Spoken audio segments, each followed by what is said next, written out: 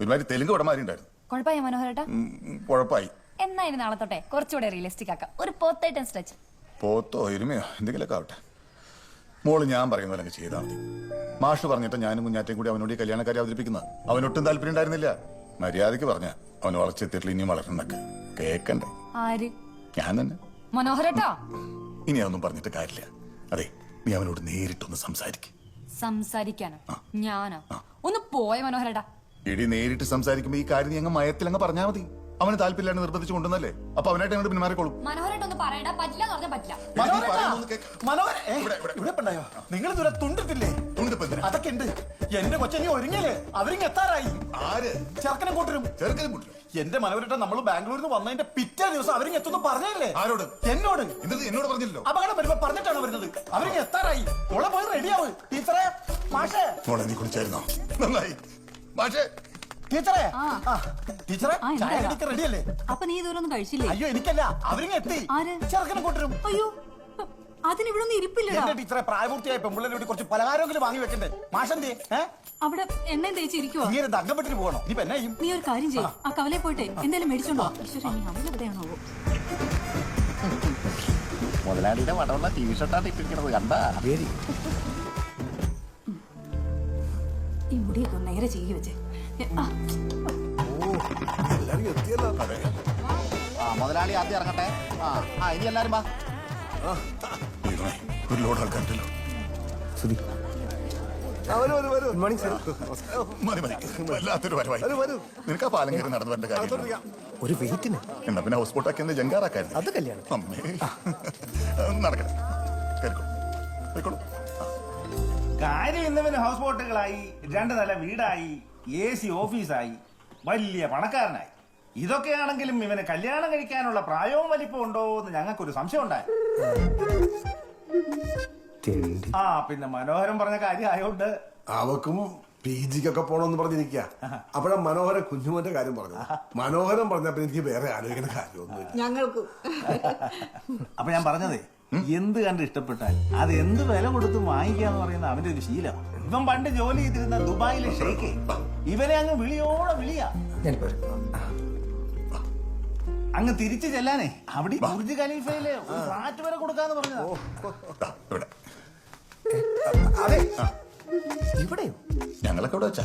അയ്യോ, മൂത്രമൊഴിക്കാനല്ല, പിന്നെ എനിക്ക് ഒറ്റയ്ക്കൊന്ന് സംസാരിക്കണമായിരുന്നു. സംസാരിച്ചോളൂ.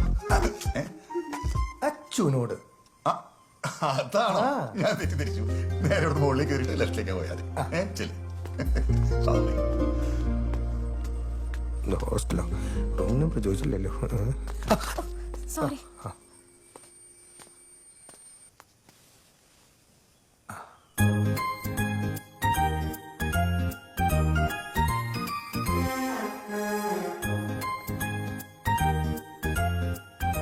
എന്തെങ്ങനെ നോക്കുന്നത്? അല്ല, എനിക്ക് അച്ഛൻ എന്തെങ്കിലും ടെൻഷൻ ഉണ്ടോ? ഹേയ്, എനിക്ക് ചെറിയ ടെൻഷനുണ്ട്. എന്തെങ്കിലുമൊക്കെ പറയാം. അത്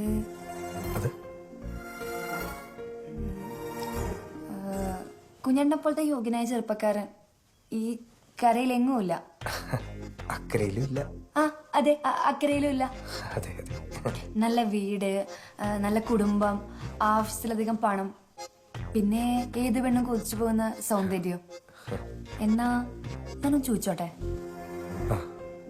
എന്നേക്കാ നല്ല കുട്ടിയെ കേട്ടില്ലേ കുഞ്ഞേട്ടന്? 14 വർഷം.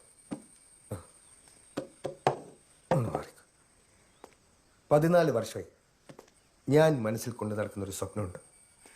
House boat, tourism, real estate, business എന്ന് വേണ്ട തൊട്ടതെല്ലാം പൊന്നാക്കിയൊരു കുഞ്ഞുമോനെയായിരിക്കും മറ്റെല്ലാവരെയും പോലെ നീയും മനസ്സിലാക്കിയിട്ടുണ്ടാകുക.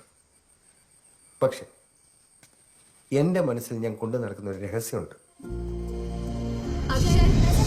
Ajmal, Akash, Aswathy Ramachandran, Ashwin, Anurag, Kunjumon PP, Kunjumon PP, Kunjumon PP. മൂന്നാം തവണ ഒരേ ക്ലാസ്സിൽ നിന്ന് തോറ്റു പുറത്താകുമ്പോൾ ഒരൊറ്റ സ്വപ്നം മാത്രമേ ഞാൻ കണ്ടിരുന്നുള്ളൂ. LP സ്കൂളിൽ അര ട്രൗസർ ഇട്ട് നടന്ന ഒരു പയ്യനെ ഇന്നത്തെ കായൽ രാജാവാകാൻ സ്വപ്നം കാണിച്ചെന്നൊരു മുഖം. അശ്വതി രാമചന്ദ്രൻ, എന്റെ അച്ചു. കുഞ്ഞേട്ടാ ഞാൻ നേടിയതെല്ലാം നിനക്ക് വേണ്ടിയായിരുന്നു. ഇനി നേടാനുള്ളത് നിനക്ക് വേണ്ടി തന്നെയാണ്. വിനയ് തണ്ടിലെ വീട്, ഇപ്പോൾ പണി നടന്നുകൊണ്ടിരിക്കുന്ന 8000 സ്ക്വയർ ഫീറ്റിൽ നിനക്ക് വേണ്ടി പണിയുന്ന എന്റെ താജ്മഹൽ, എല്ലാം നിനക്ക് വേണ്ടി തന്നെ.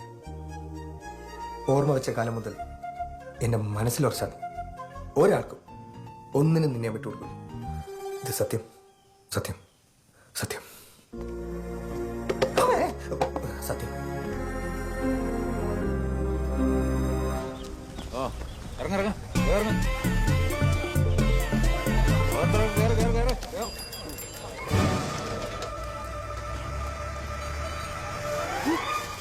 അപ്പൊ നീ പറഞ്ഞില്ലേ?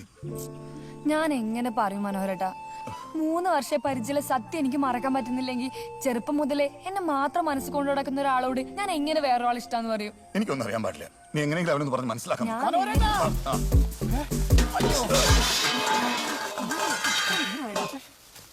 നീ ഇവിടെ നിൽക്കുവാണോ? വന്നേ അങ്ങോട്ട് വേഗം. സാധനങ്ങൾ എടുത്തേക്ക്. നീ എന്താ തുള്ളാൻ പോവാണോ? എന്ത് തുള്ളണ്ടി വരും? എന്റെ മനോഹരേട്ടാ, പെണ്ണ് കാണാൻ നിങ്ങൾ ഇന്ന് 2 പയ്യന്മാർക്ക് ഡേറ്റ് കൊടുത്തിട്ടുണ്ടോ? മനസ്സിലായില്ല. അവനിങ്ങ് എത്തി. ആര്? ആ ബാംഗ്ലൂരിലെ മുതല് 800 കോടിയുടെ സത്യ. അവനെന്താ ഇവിടെ? എനിക്കറിയാൻ പാടില്ല. വരവ് കണ്ടിട്ട് ഇങ്ങോട്ട് തന്നെയാ വരണത്. അപ്പൊ ഇവരെങ്ങനെയും ഒഴിവാക്കാം, അല്ലെങ്കിൽ ക്ലാഷ് ആവും. നിന്നോട് ആരത്ര സാധനങ്ങൾ പഠിക്കാൻ പറഞ്ഞു? പലഹാരം മേടിച്ചാണ് ഇപ്പൊ പ്രശ്നമായത്. തിന്ന് തീരണ്ടേ?